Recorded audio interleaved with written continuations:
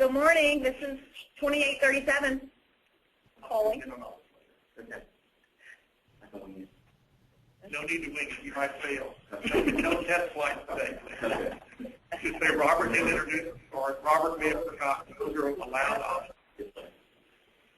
When are you due back on campus if you need parking passes for? I can get you parking passes through Shell as a guest.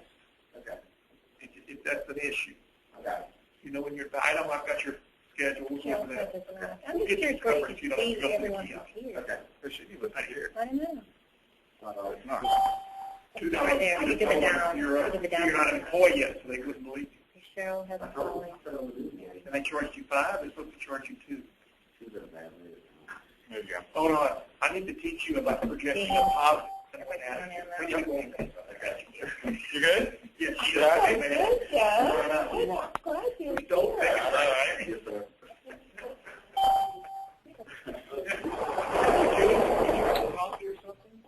Good morning, Jean joined. Hey, Jean Benedict. How are you? Good. We've got several people in 2837, so we'll do a roll call here in a couple minutes as everyone joins. Mm-hmm. Wendy, I have to be on the road at about 9, so I'll stay for the first about half hour of this. Okay. Does that mean we're blessed? Yes, you are. We'll assign all the actions after you leave. Robert will fill in for me, but Robert's a very silent man of few words, so there won't be much said. First of all, no one could ever fill your shoes adequately. Except you, Robert. There's love in the room. Yes. Jean, watch out for those birds on your bike today. They get stuck. Yeah, you know, I need to come up to Raleigh again for one of your meetings with that. Yeah, I'm going to be scheduling one after next week. We'll have an Ed Ctr directors meeting next week, and so I'll schedule one when I get downloaded with all the new stuff that we have to do. Watch the long-range weather and make sure you schedule it for a sunny day. I'll do that. Okay. I'm going to schedule it for Jean weather. Yes. Jean biking weather. That's a great idea.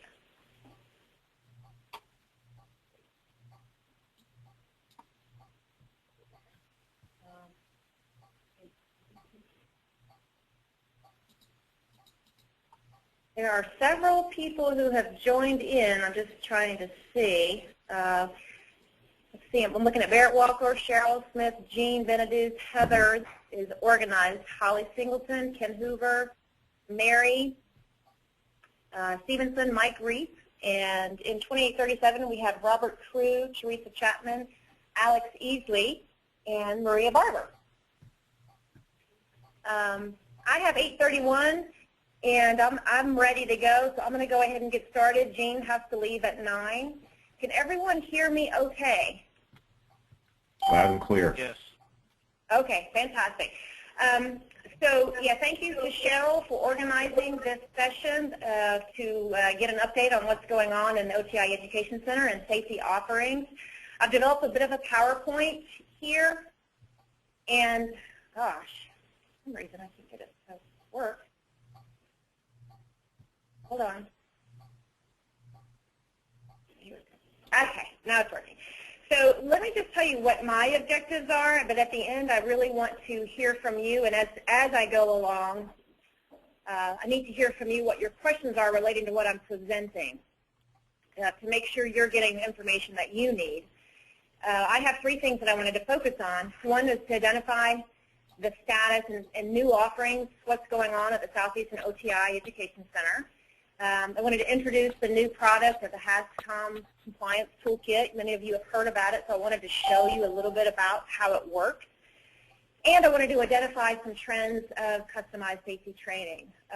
Teresa and Holly are online, so if you guys want to pipe in and contribute, make sure you do that and that I'm speaking correctly on behalf of our group.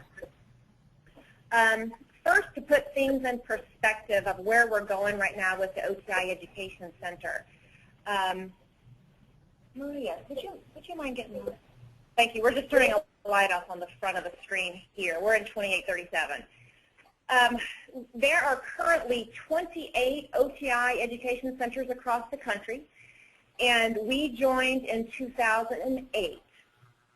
And over the last 5 years, I would say we've kind of hovered around the middle of this pack of OTI education centers in the 12, number 12, 13, 14. And this year, we've been just rocking and rolling is what I would say as far as our numbers. And we've popped up not only in the top 10 of the ed centers in the country, but we're hovering around the 4, 5, or 6 position each month.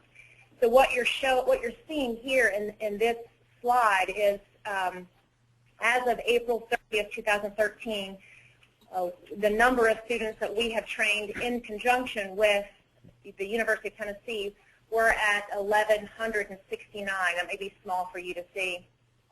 And just hovering very closely with Georgia Tech, and that is probably our biggest competitor in our region. There are 8 states of our region 4, and we are just hovering, neck and neck with Georgia Tech, which is a real demonstration of our growth and where we're headed. I tried to emphasize in red that just to give you a comparison of where we were last year at this time, it's a 93% increase in the number of students. So at this time last year, we were at 605. Now we're at over 1,100 students. So I just want to give a lot of thanks to, this is a village to do this. It takes a village to accomplish what we're doing. And Teresa's reminding me that these numbers began October 1 of 2012. So this is really over the last 7 months we've been able to accomplish this number of students trained. So not only do we have excellent instructors, we've got great marketing, great web presence, great community with our trainers, and all the things that y'all are doing to make this successful. Couple new things that we've had to add to our calendar as a result of some of the requirements that OSHA has put on us.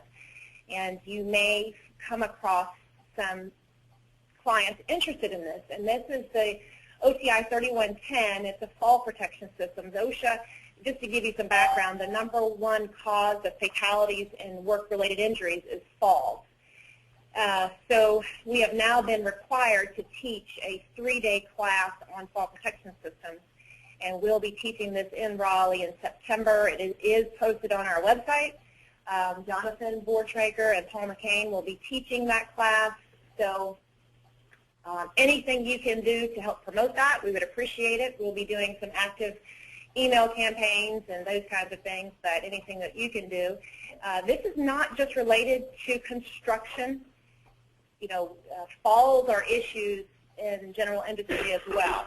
A lot of general industry sites have contracts and construction projects on their site, and they're also going to need to know this information. So we're very excited about we're required to offer it, but we want it to be more than 2 or 3 people in the seats. We'd like to have it above break even. The other thing that I have added, literally, I sent an email to Teresa yesterday, so it's not on our website yet, and that is the 3010, the OTI 3010 trenching and excavation. It's actually soil mechanics. Paul McCain is, for those of you who have not met him, but he is well known as our construction primary teacher. Holy cow. Don't know what happened. You know what? You might have to move that thing up there. It's still active here. He's also known as Dr. Soil in the state. I don't know if y'all have ever heard that about Paul McCain, but he's he's very well known in the state for his soil mechanics, civil engineering background. So he will be teaching this at the end of October. So that certainly is primarily construction, but particularly for those of you who work with municipalities, city, local governments where they're doing trenching, county governments, this is going to be an excellent class for them. Paul has already had about 5 or 6 students wanting it. So I hope it's not going to be difficult marketing, although it's a little bit out of our typical market of manufacturing and general industry. We're really going to be needing to reach into those construction. Public utility groups. Yes. It would be wonderful to go after. Wonderful to go after. It'll be a great course. Paul will do an excellent job. He has soil that he brings into the classroom, and they learn how to assess the characteristics of that soil. So those are the new things. Just to give you just a reminder, I want to reemphasize that any of our open enrollment classes that we offer that anybody's available to come to, yes, we can customize it on site. So any of the OSHA trainer courses, and of course I've listed 510, 500, all of these courses can be delivered online. And Alex, this may look like foreign language to you yet, but soon you'll get to understand all the 500 courses and what those mean for OSHA trainers. Just keep in mind that any time we run an OSHA trainer course, there are prerequisites for those courses, and we're being held accountable for meeting those prerequisites. We are audited by OSHA to make sure we verify prerequisites. And it's just a lot of information. So just be mindful, if you do schedule an on-site trainer course, we still have to verify those prerequisites. Wendy, what type of prerequisites are there? Oh, gosh, Robert, that's so good. Thank you. Sometimes yes, thank you, Robert. Great question. So there are two prerequisites to become a trainer. For the OSHA construction trainer, in order to attend the OSHA 500 course, the student has to A, attend the OSHA 510 course, which is the OSHA standards for construction, and they have to have 5 years experience in construction safety. To become an OSHA trainer for general industry, they would attend the 501. They have to attend the 511 first. That's the first prerequisite. And they have to have 5 years experience in general industry and safety. One of the most common questions that you guys may get, guys and gals may get, is what is 5 years experience? And fortunately, OSHA does not mandate exactly what that 5 years, so it gives us the flexibility to assess that 5 years. Generally, we're looking for someone who has been in either construction or in general industry and manufacturing, healthcare, utilities, whatever kind of environment. And we're looking that they have implemented or enforced safety, participated in safety during that time. We're not looking for someone who has been a safety professional for 5 years.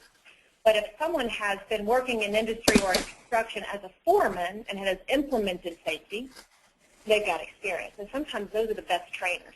So if you get those kinds of questions about what is experience, please send them to myself or to Teresa at Southeastern OTI, and we'll help them. In my mind, we want to get as many people in that class.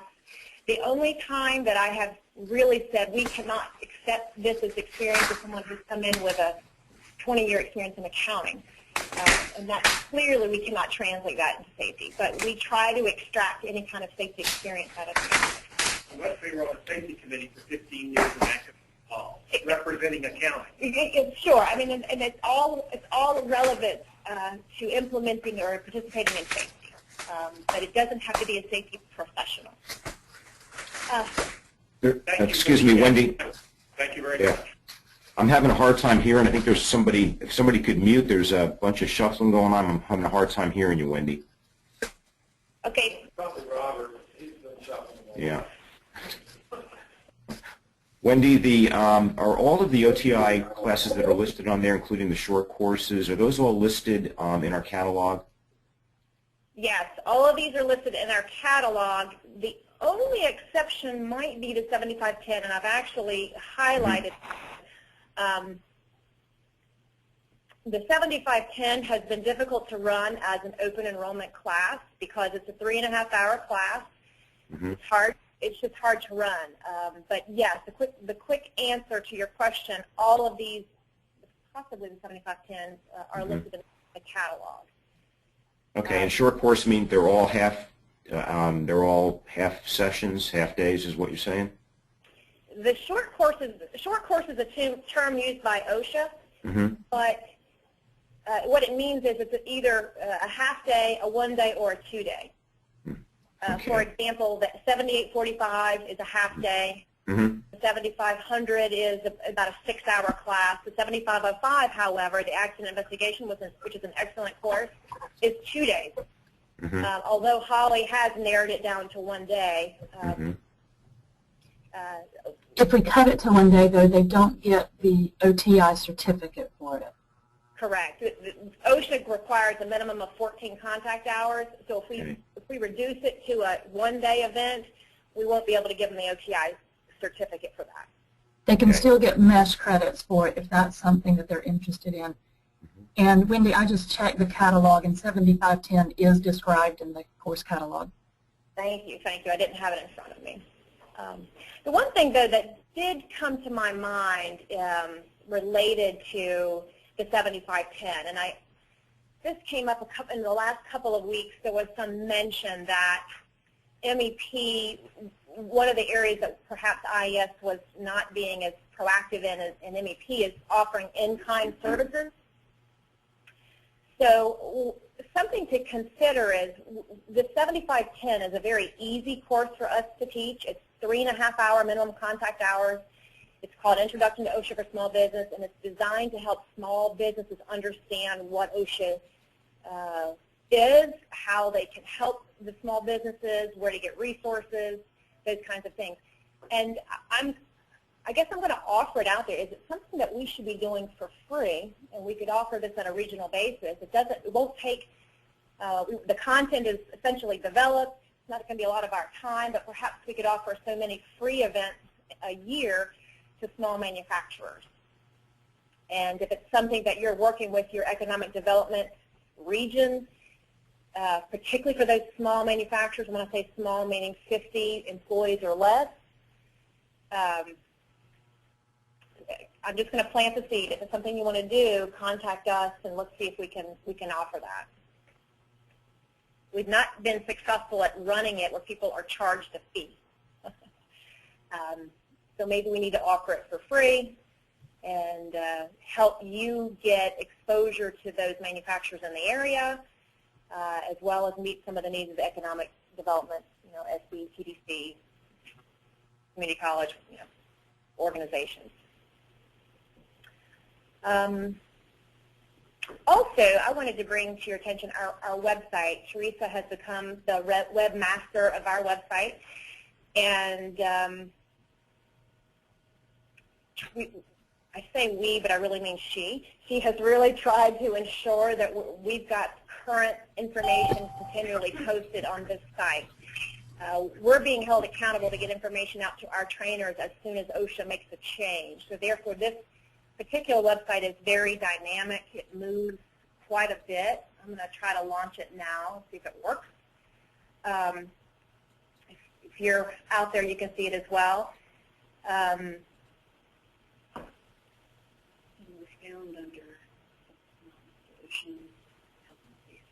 Right. If you come in from a different direction without having that link, you're going to find us under Solutions, Course Health and Safety as well.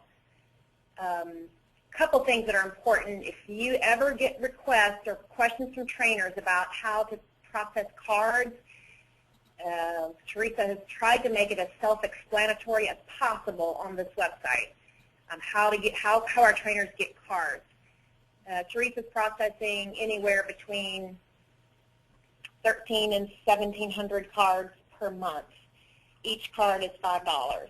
So we want to be responsive to our trainers because they're paying us money for it, and Teresa's done a great job of improving the speed at which they get their cards. There's also, holy cow, the Outreach Trainer Portal that Teresa's been working with to be a community for our trainers. So if one thing that Teresa has asked, that if you get questions from outreach trainers that come to you, we want you to engage in that conversation, but please bring in the Southeastern OTI email, because sometimes there are questions that we really need to make sure this trainer is aligning with outreach training requirements. You may notice that we're now actively involved on social media. So we have a Facebook page and a Twitter page that I've done my first tweet this week. and Teresa, we were at the safety conference the last 2 days and got some active traffic as a result of that. So we're hoping to increase our exposure as well. So pay attention to that. Let's see. This came to my mind as I was waking up this morning. We are required to conduct audits of our OSHA outreach trainers each quarter.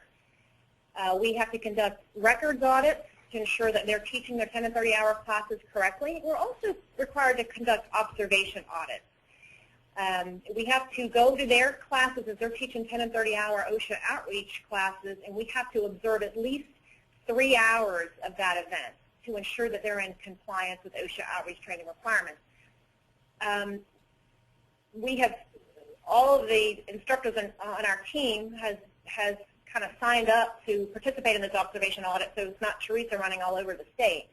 Jonathan, Holly, Singleton, Holly Hardison, and Teresa, have all been involved in observation audits. But I guess I'm going to pose the question out to RMs if any of you guys would like to be involved in helping to conduct an observation audit, because quite frankly, if we have a trainer in Asheville, it doesn't make sense to send one of us from Raleigh to Asheville if Chris could be there to do a 3-hour audit of one of our trainers.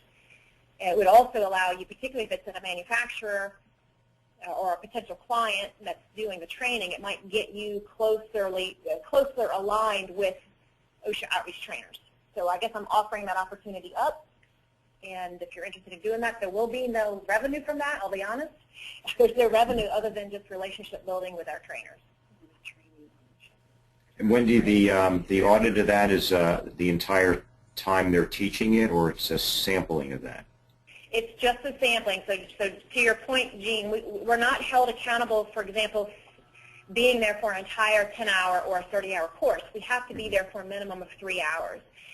There is a detailed checklist of what you're looking for, so we wouldn't just throw you out there just to, write some notes and get back to us. There's a very detailed checklist, and we would prepare you for doing these audits so you can be mindful of exactly what you're looking for according to OSHA outreach requirements. But I know all of you are very capable. I think you could pick it up pretty quickly. Well, keep me, I'd like to be signed up for that, Wendy. It sounds like a great opportunity to get in front of a client I haven't been in front of before. So if you have some type of a listing of what's going on in the region, or what companies they are, there might be something that I would use as a door opener. So please let me know what's going on in the Charlotte region for those trainers. We are required at this particular fiscal year. It seems to change every fiscal year. This particular year, we're required to conduct 2 observation audits per quarter. I would ask that you not share that with our trainers, because we don't want them to know how many we actually have to conduct. But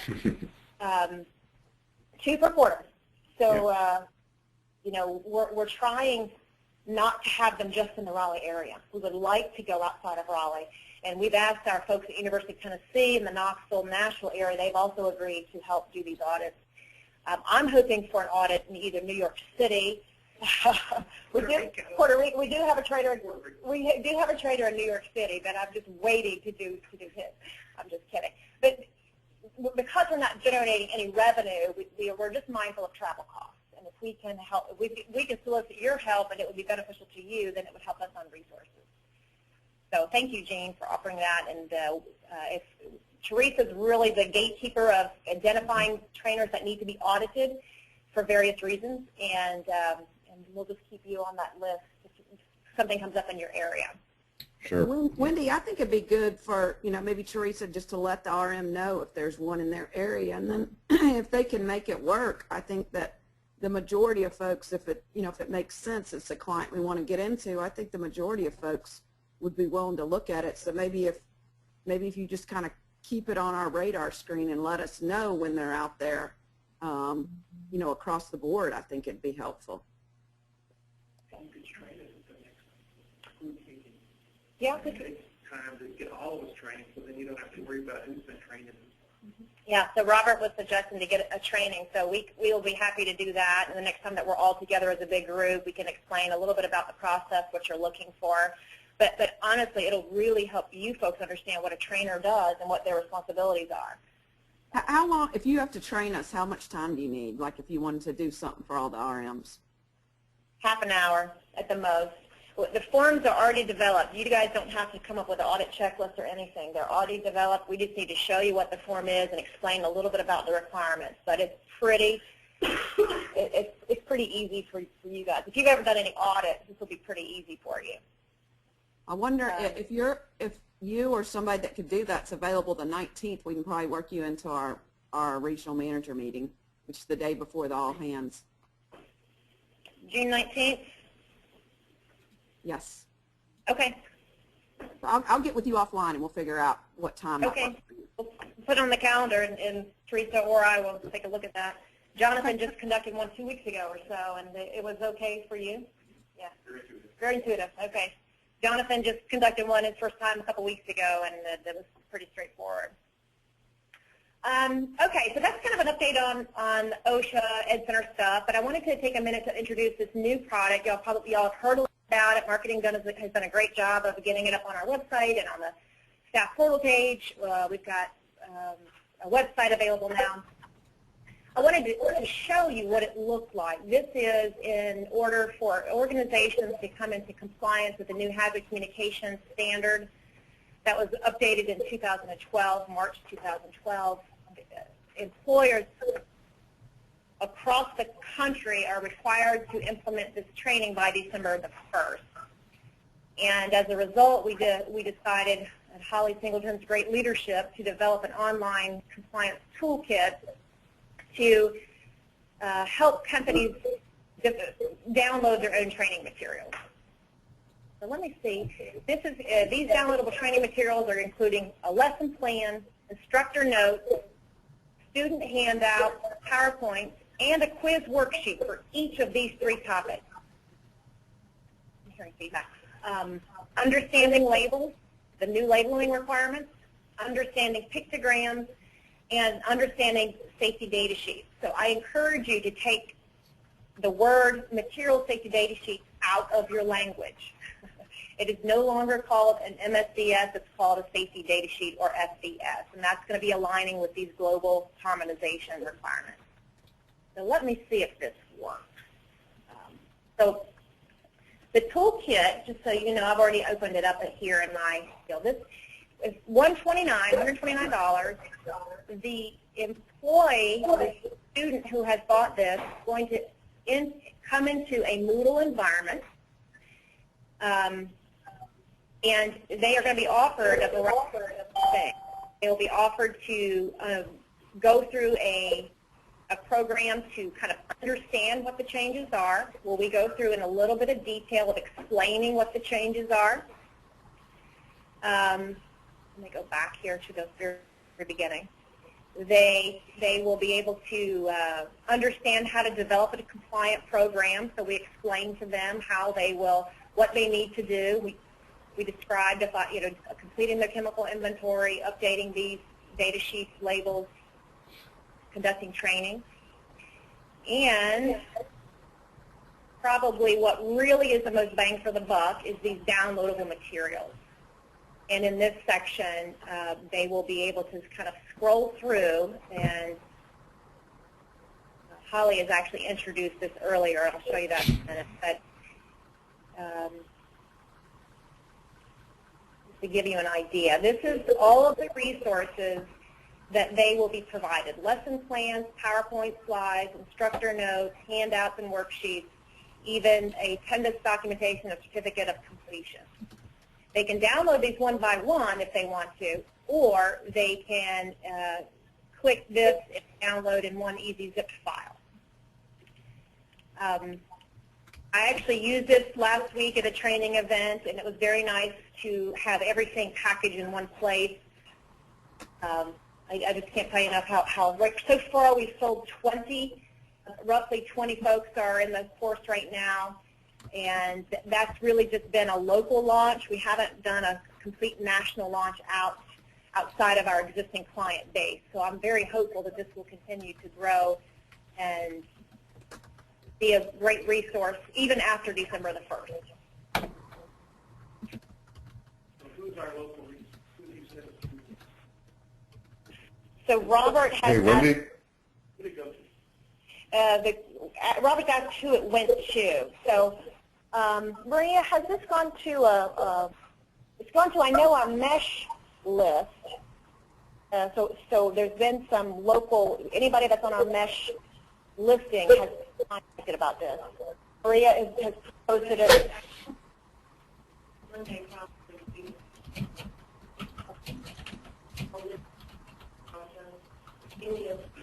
All the regional managers, all of their people, they may have already gotten it. And the newsletter that went out to like 10,000 people, it was the cover story on that. The newsletter went out, cover story on that. Amy's moving closer to the phone. Yeah. Bronco sent out to everyone that had any interest in the compliance that has communication, and went out to all the messages, which is mainly Holly's huge list. I think it's about 8,000 on that. So it's and also just about everything that goes out, the underneath the signature is a little blurb with a link. So it's getting out there. Thank you, Amy. Thanks for the question, Robert. And there was another question someone had?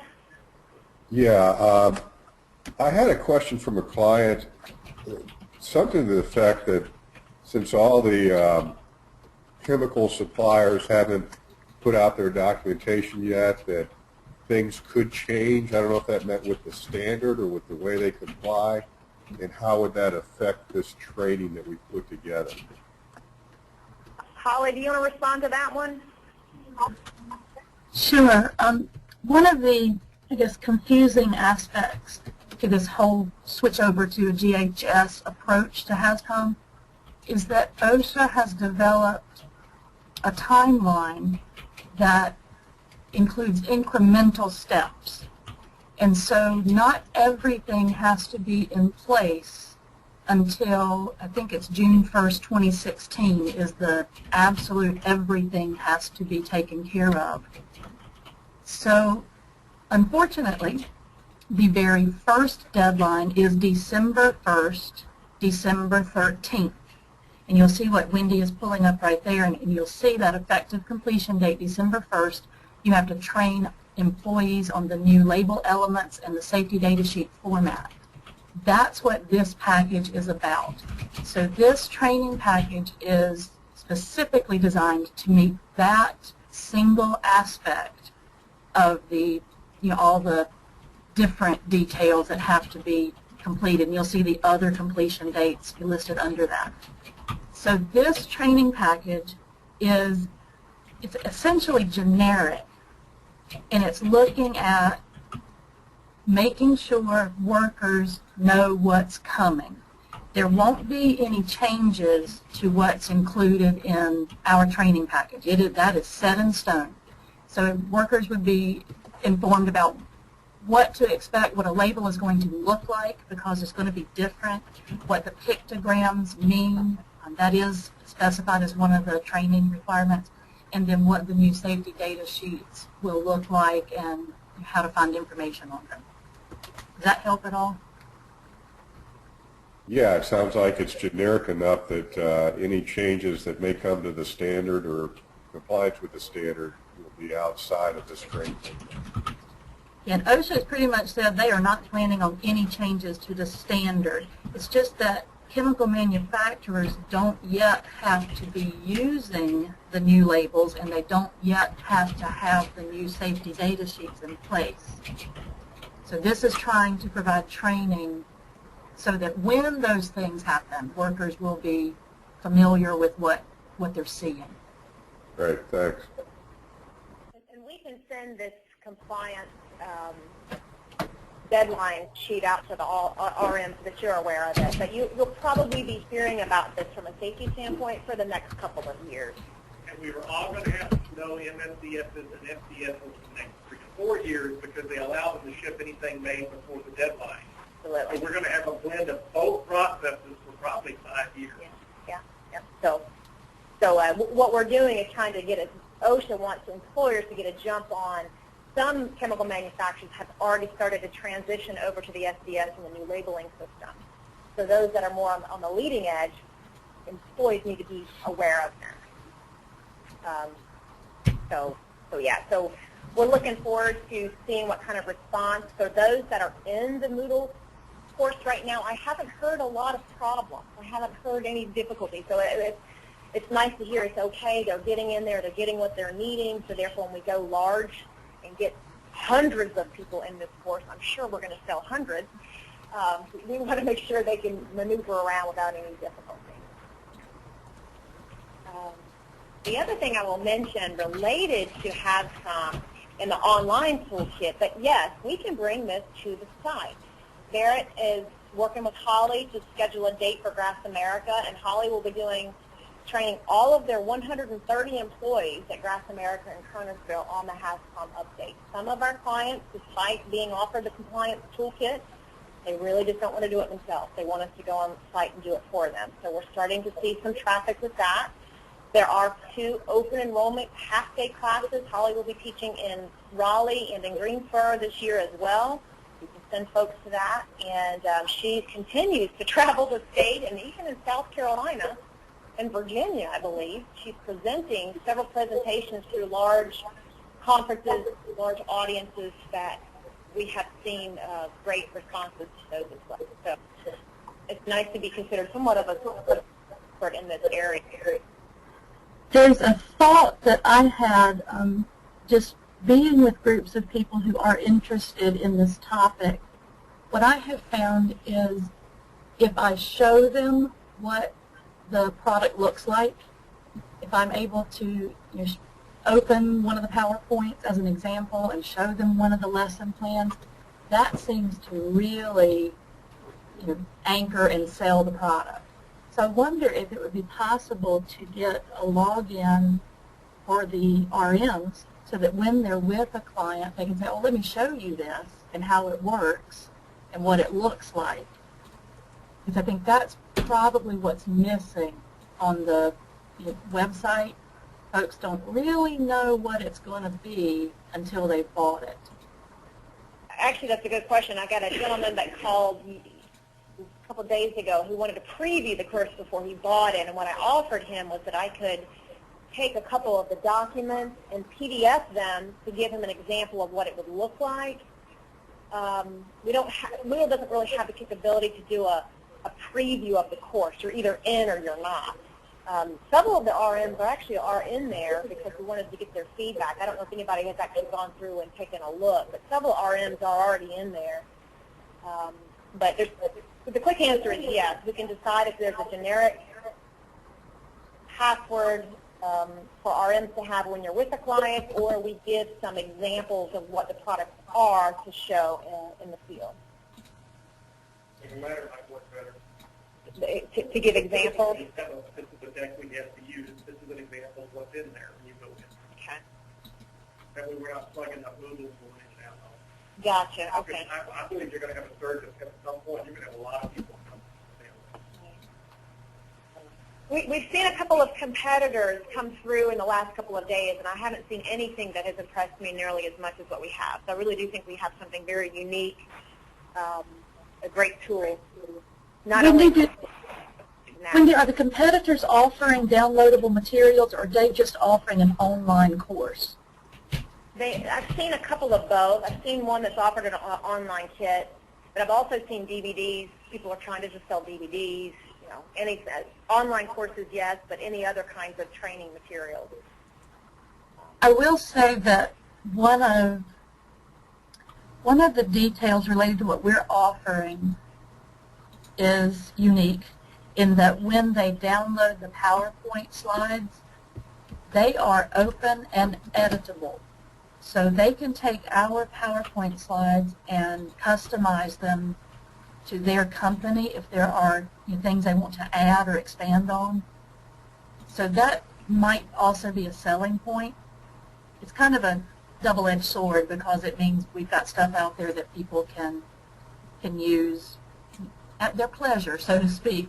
But it can be a selling point to be able to say, hey, you can edit this and adjust it and use it so it's custom to your company. Yeah, and I agree. Particularly if they want to customize for a chemical inventory list of their own organization, they need the ability to do that. So Holly's done a good job. Okay, so the final thing I wanted to mention here was trends, what's going on with some customized on-site safety training.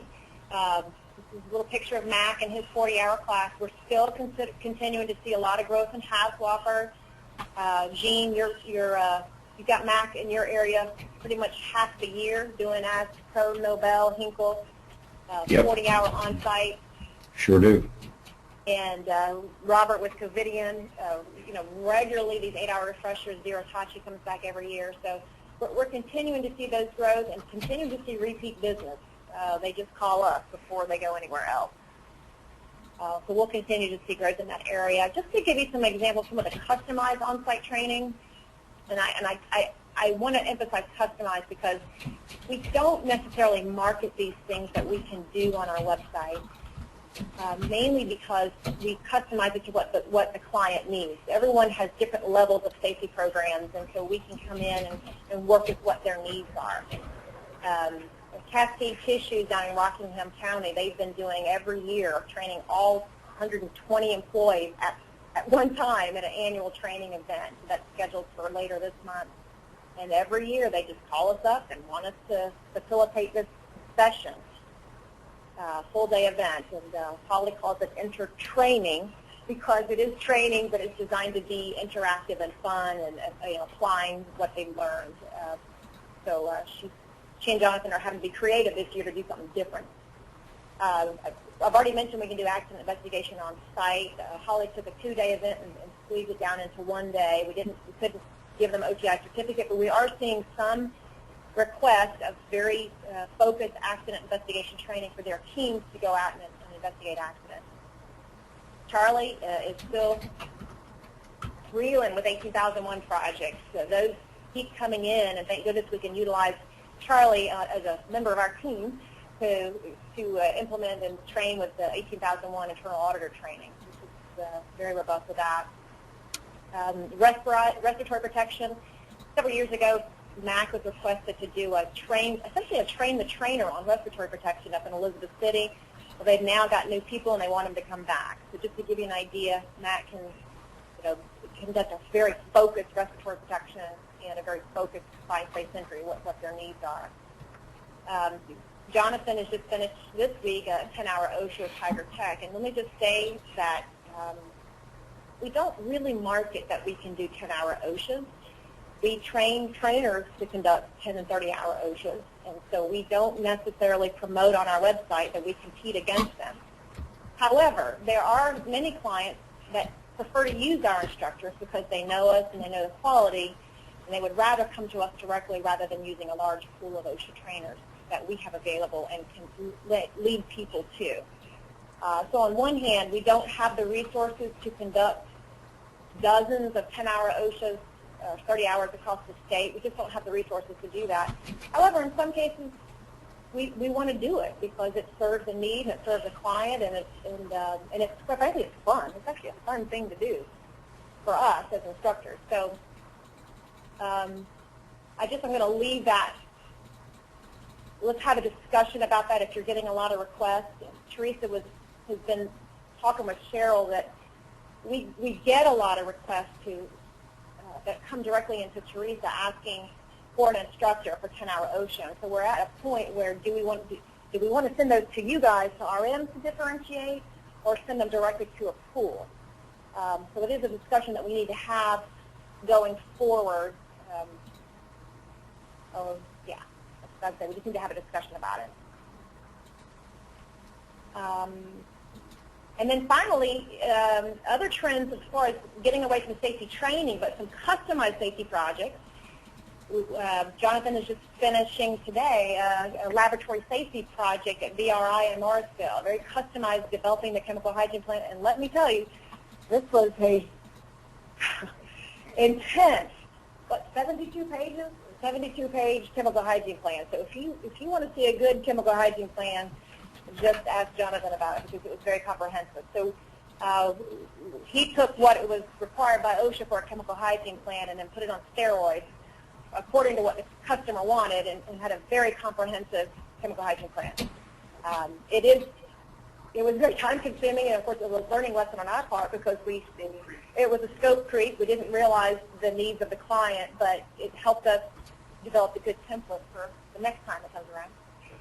Also, with Jonathan's presence, we have quite an expert now of conducting on-site compliance audits. People like to see what OSHA is going to say.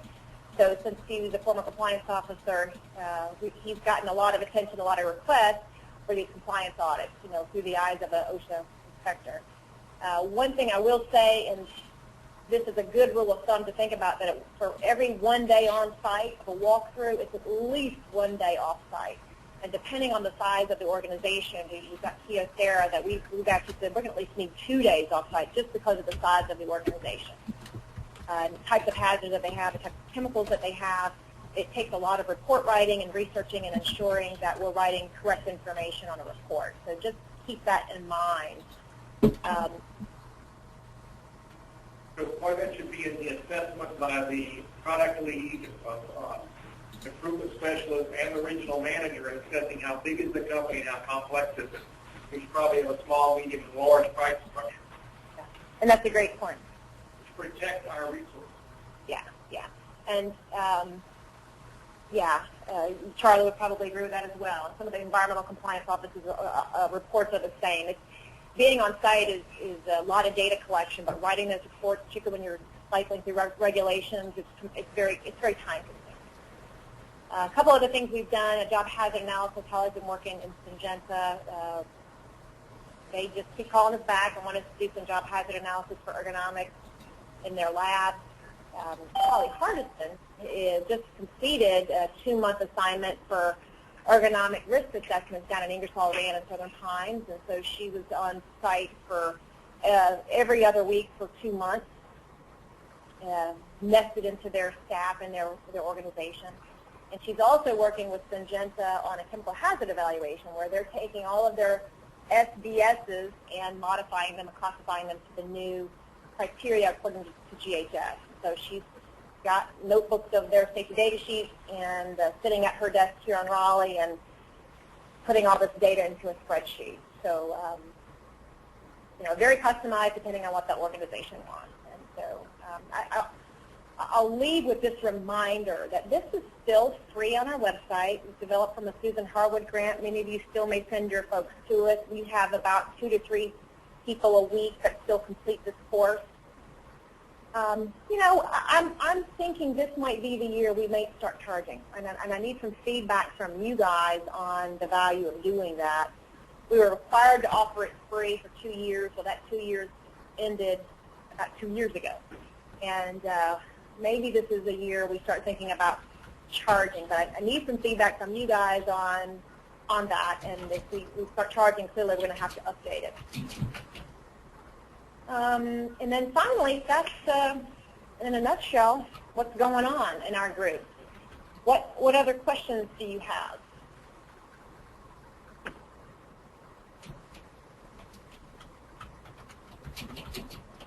All right. Well, that concludes what I wanted to present. I encourage you to contact me, Teresa, Holly, Matt, Jonathan, if you've got any further questions, and check out our website, and let's just keep the conversations going on how we can keep growing. I appreciate all of the help that you've done to promote our services out in the field, and to see how we can continue to grow. Anything else? Raleigh signing out. Thank you, guys. Thanks, Wendy. Wendy, this was good. Thank you. You're welcome. Anything else? Thank you. Thanks, Wendy.